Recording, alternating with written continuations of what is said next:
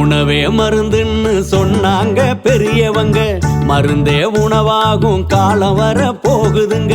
நொறுங்க தின்னாக்கா நோயோடி போகுமுங்க, பொருந்த சொன்னாங்க பொறுப்பாக கேட்டுக்கங்க. நீயும் நானும் இங்க 100 வருஷம் வாழணும்னா, நோய் நொடி இல்லாத தேகம் கொண்டு ஆளணும்னா, முன்னோர் சொன்னதையும் முறையா கேட்டுக்கணும். முதன்மை தேகம் ஒண்ணு தலையில போட்டுக்கணும். ஆட்டி வைத்தியமோ நாட்டு சமையலும், நாக்க ஊற வைக்கும் வீட்டு கைமணம். 6 சுவைகளை நாளும் சேர்க்கணும், ஆரோக்கியமா வாழ அதுவே துணை வரும். உணவே மருந்துன்னு சொன்னாங்க பெரியவங்க, மருந்தே உணவாகும் காலம் வர போகுதுங்க.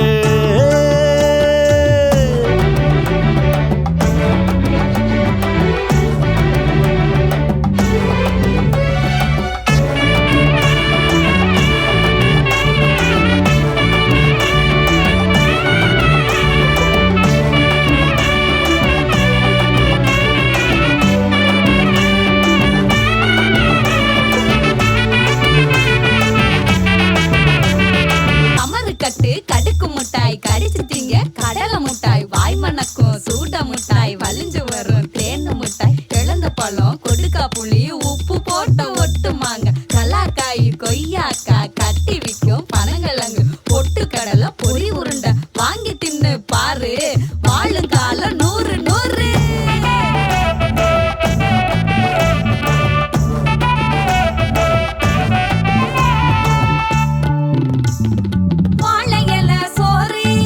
வயிற்றுக்கு நன்மை தரும், மருந்த உணவு எல்லாம் கொழுப்ப சேர்த்து விடும்.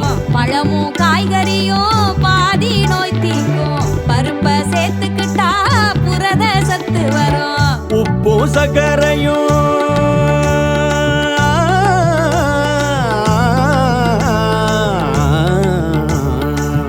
உப்பு சர்க்கரையும் அளவை குறைச்சுக்கணும். உள்ளூரில் விளைகின்ற உணவை புசிச்சுக்கணும். துரித உணவை விரும்பி உண்ணும் பழக்கம் மாறணும். தூய தேகம் வேணும்னா மதுவை தவிர்க்கணும்.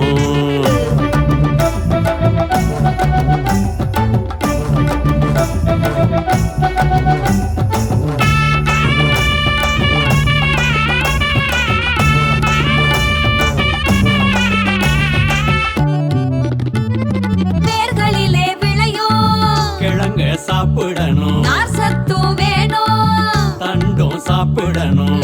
100 விதமான கீரை வகை இருக்கு, நாளும் ஒதுக்காம தின்னா பயன் இருக்கு. வெள்ளை சர்க்கரையே